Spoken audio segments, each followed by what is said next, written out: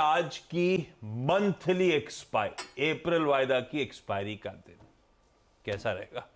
देखिए, थोड़ा सा गैप डाउन मिल रहा है आज, क्योंकि क्यूज थोड़े खराब हो गए, ग्लोबल क्यूज खास तौर से। लेकिन मेरा ये मानना है कि F&O कॉन्ट्रैक्ट्स के हिसाब से और ऑप्शन राइटर्स के हिसाब से 22,275 से 22,466 ये है एक्सपायरी की एक मोटा मोटी रेंज। अब ऑब्वियसली हम थोड़ा लोअर एंड में खुलने की तैयारी कर रहे हैं, उसके 22,325 330 के करीब खुलने की तैयारी हो रही है, अगर ये सही है तो। गिफ्ट निफ्टी आपका 10 और 20 डे भी प्लेस्ड है आपका 22,325 पर, ठीक है।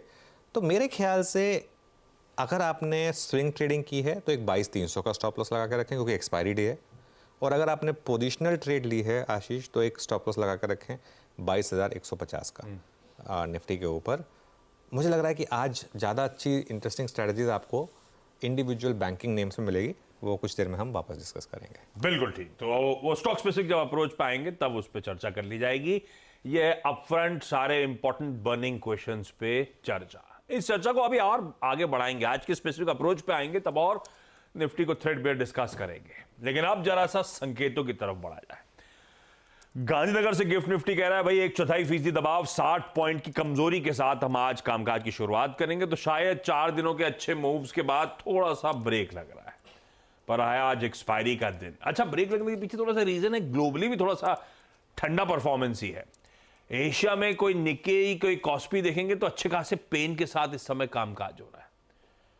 और यूएस से जो हैंडओवर मिला था, हैंडओवर तो ठीक मिला था, वो फ्लैट थे यूएस के मार्केट्स। पर आज सुबह के फ्यूचर्स अब खासी वीकनेस की तरफ बढ़ रहे हैं।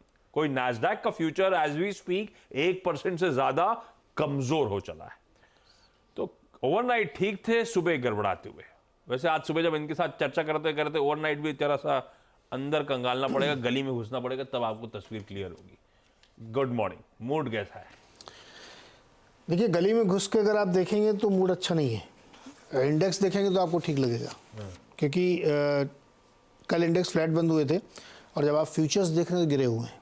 उसका रीज़न ये है कि बहुत सारे रिजल्ट्स जो आए उन मार्केट के बाद आए, तो उसका असर भी उसी समय हुआ। जैसे फेसबुक का स्टॉक 15% गिर गया, IBM का स्टॉक गिरा है, और आज भी कई आने, कल भी कई आने हैं। तो जितनी भी IT कंपनीज़ के रिजल्ट्स आ रहे हैं, सबके या तो गाइडेंस ख़राब है या आगे के और ज़्यादा एक्सपेंडिचर्स बढ़ रहे हैं, उसकी वजह से स्टॉक की हो रही तगड़ी पिटाई फेसबुक की इसीलिए हुई है।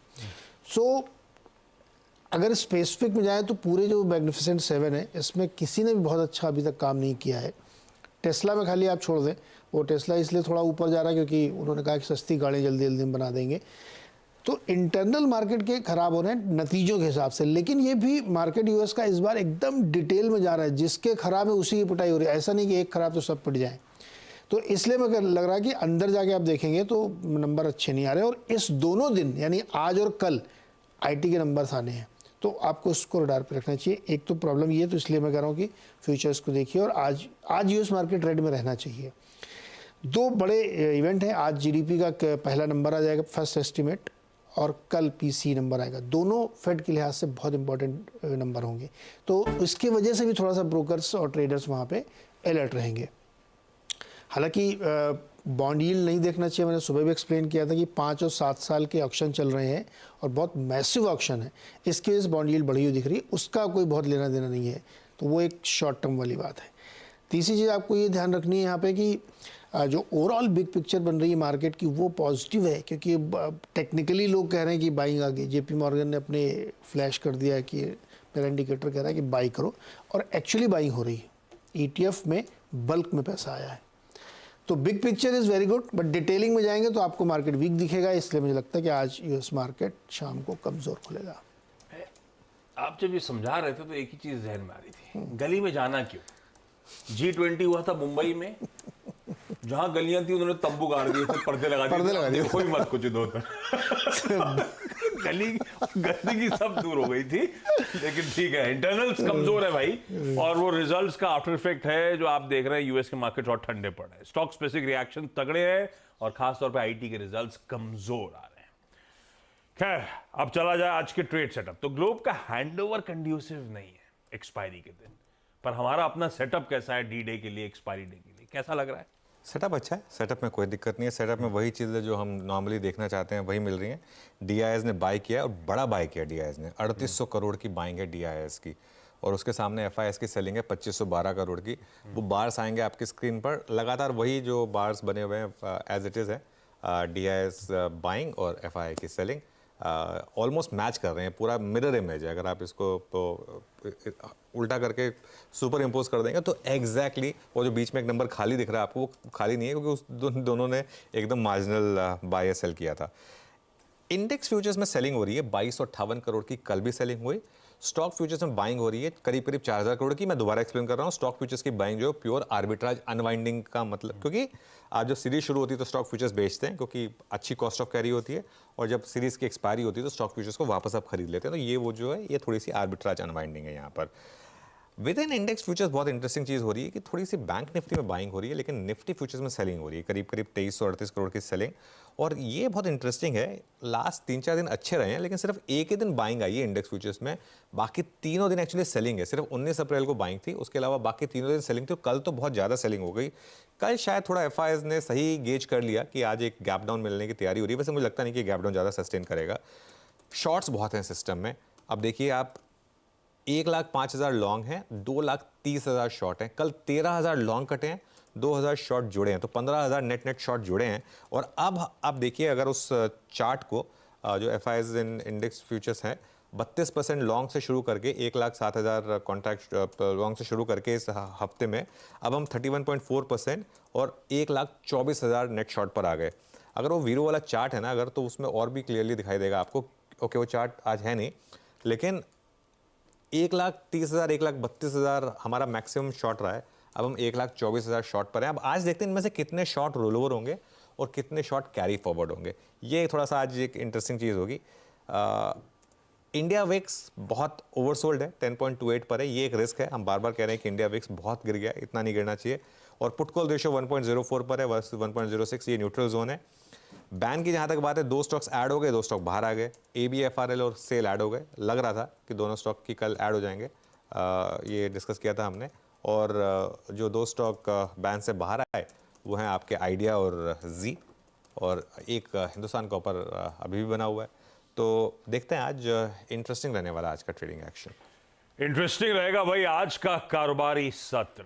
और निफ्टी बैंक हो गई कल मंथली एक्सपायरी उसकी, पर आज 2 निफ्टी बैंक के दिग्गज प्राइवेट सेक्टर मेजर्स दोनों को लेकर इंटरेस्टिंग न्यूज पे जिस पे रिएक्ट, एक के नतीजे, दूसरे के वो सरप्राइजिंगली जो तगड़ी गाज गिर गई। अब समझ में नहीं आ रहा, बैलेंस आउट कर लेंगे ये? नहीं, बैलेंस आउट कर लेंगे। एक काम करते हैं, एक बार निफ्टी के स्ट्रैटेजी पे उससे पहले एक बार इसको वापस रिविजिट कर लेते हैं। ओके, ठीक है ना? तो ये मैं दोबारा एक बार रिपीट कर रहा हूँ क्योंकि जिन लोगों ने शुरू में मिस कर दिया होगा उनके लिए। क्या हुआ है कल, सबसे पहले तो बता देते हैं। आरबीआई ने कोटक बैंक पे बोला कि अब आप न्यू ऑनलाइन कस्टमर नहीं ऐड कर सकते और ना ही नए क्रेडिट कार्ड आप वो इशू कर सकते हैं। और आज के ज़माने में सारा बिजनेस जो है वो ऑनलाइन ही आता है। देखिए, एग्जिस्टिंग कस्टमर्स पर कोई इंपैक्ट नहीं होगा, ठीक है, लेकिन जो न्यू कस्टमर्स एक्वायर करने हैं आपको, सारा मामला न्यू कस्टमर्स का है ना। At the end of the day अगर आप एक डिजिटाइज हो रहे हैं इकोनॉमी में और अगर बैंकिंग सिस्टम को और कस्टमर्स ऐड करने हैं तो वो नहीं जुड़ेंगे तो उससे एक इम्पैक्ट तो पड़ेगा। कोटक महिंद्रा बैंक में गैप डाउन होगा, इसमें कोई डाउट नहीं है मुझे, ठीक है, लेकिन उसके सामने एक्सिस बैंक में बड़ा गैप अप होगा क्योंकि लोन ग्रोथ है वहाँ पर 14% की। और क्यों बैलेंस हो जाएगा, ये एक और रीज़न है कि बैंक निफ्टी की अब expiry out of the way, तो किसी ऑप्शन राइडर को कोई बहुत ज़्यादा वो नहीं है कि इसको मैनेज किया जाए बैंक निफ्टी को।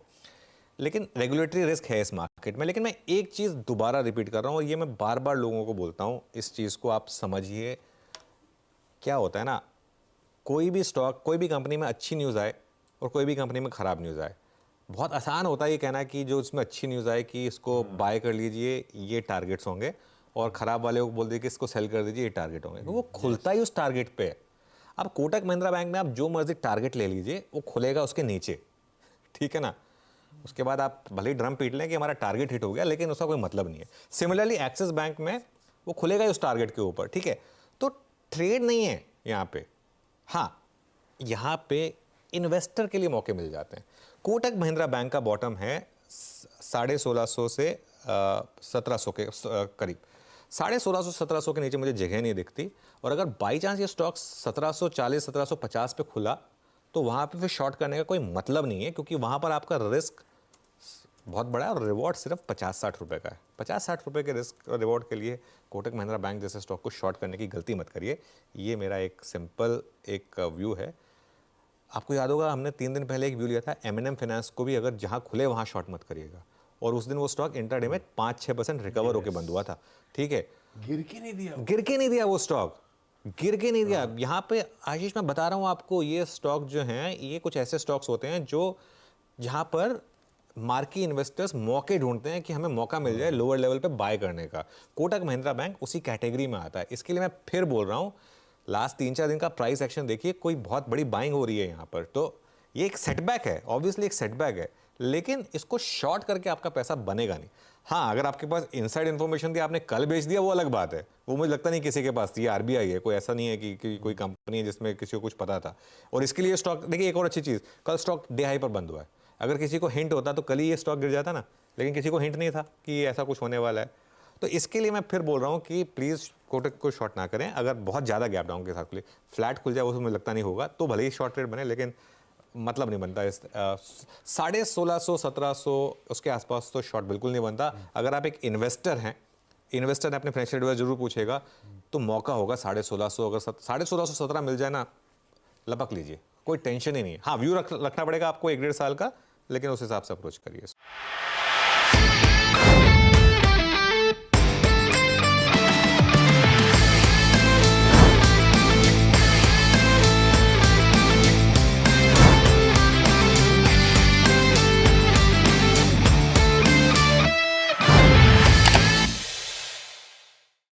बता दें कि मनी कंट्रोल पर दिए गए विचार एक्सपर्ट्स के अपने निजी विचार होते हैं। वेबसाइट या मैनेजमेंट इसके लिए उत्तरदायी नहीं है। यूजर्स को मनी कंट्रोल की सलाह है कि कोई भी निवेश निर्णय लेने से पहले सर्टिफाइड एक्सपर्ट की सलाह लें।